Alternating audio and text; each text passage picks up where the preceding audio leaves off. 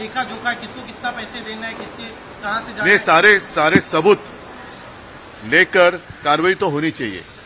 अन्यथा मुझे पूरा भरोसा है कि महाराष्ट्र अपनी ओर से जो कार्रवाई करनी है वो करेगा। बीजेपी की तरफ से टिप दी गई थी सर, नहीं, सिर्फ ये शायद उनके बीच में गैंगवॉर हो सकता है बीजेपी ने अंतरूनी टिप दी होगी, या मिंडे गुट जो है कल ऐसे किसी ने मुझे कहा कि नासिक में उनके लोग पकड़ ही गए थे, भाग गए, ऐसे सुना था, मेरे पास कोई सबूत नहीं है। ठीक है, धन्यवाद। Thank you.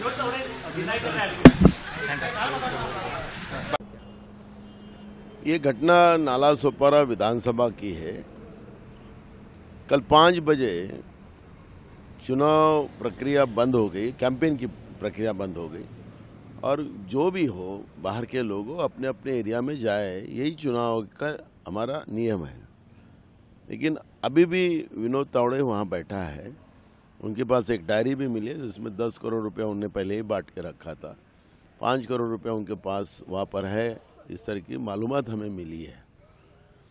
मेरा सवाल चुनाव आयोग का है कि बीजेपी के बड़े नेताओं के लिए कोई अलग नियम तो नहीं बनाया होगा, तो पहले चुनाव आयोग ने इनके ऊपर पहले एक्शन लेना चाहिए।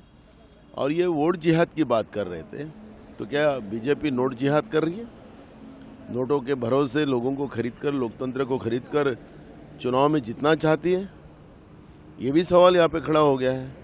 आज वो कितना भी सफाई दे कि मैं पैसे बांटने नहीं, मैं चिट्ठियाँ बांटने आया था, तो ये तो कोई बात, इस बात को तो कोई मान्य नहीं करेगा, क्योंकि जिस तरह से बीजेपी का जो चरित्र है वो सबसे देश के सामने आया है। ये घटना महाराष्ट्र में, लेकिन पूरे देश के सामने आया है। और बीजेपी का जो चरित्र है, सत्ता, सत्ता से पैसा, पैसा से भ्रष्टाचार, भ्रष्टाचार से पुनः सत्ता। हमारे यहाँ पर विधायक को खरीद किया था। महाराष्ट्र में पहली बार ऐसी घटनाएं हुई, जो बीजेपी जब से नरेंद्र मोदी की सरकार देश में, तब से जिस तरह से लोकतांत्रिक व्यवस्था का चरित्र हनन बीजेपी कर रही है, और उसकी असलियत आज सामने आई है।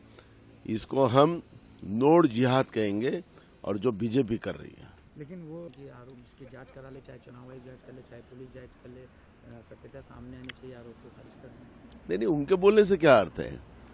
वो विनोद तावड़े वहां पर क्यों है? 5 बजे कल चुनाव कैंपेन खत्म हो गया, वो तो अपने घर जाना चाहिए। वहां क्या कर रहे थे? वो बोलते मैं चिट्ठी बांट रहा था। अब राष्ट्रीय महासचिव बीजेपी के वो चिट्ठियां बांटेगा? तो ये झूठ अब नहीं चलेगा। झूठ पकड़ा गया है, सच लोगों के सामने आ चुका है। 2 लोगों पे एफआईआर, तावड़े पे एफआईआर होना चाहिए, जो नोट बांटने वाला आदमी था, जो वीडियो सामने आया, और विनोद तावड़े के आजू बाजू में नोटों के पैकेट गिरे थे। तो क्या बारिश आ रही थी नोटों की? तो विनोद तावड़े वहां पर नोट जमा करने गए थे, तो आखिरी नोट तो वहां पे दिख रहे वीडियो में जो सामने आ रहा है। तो ये इतना झूठ बोल के क्या चलेगा? वास्तविकता आ गई, और चुनाव आयोग ने डायरेक्ट सुमोटो है, इस पे एक्शन लेना चाहिए। और बीजेपी तावड़े पे तो करना ही चाहिए, पर बीजेपी पे भी कार्रवाई करना चाहिए, ये मांग। से ज्यादा वोट डालें, आके डरे नहीं, अपने अधिकार और अपना जो मतदान है जरूर करके आए। सर, रेड कार्ड को लेकर आपने एक्शन पोस्ट किया है, तमाम जगह पे समाजवादी पार्टी ने शिकायतें भी करी हैं, और रेड कार्ड अगर हैं तो बहुत सारे लोगों को जानबूझ करके बीजेपी के लोग दिलवा रहे हैं।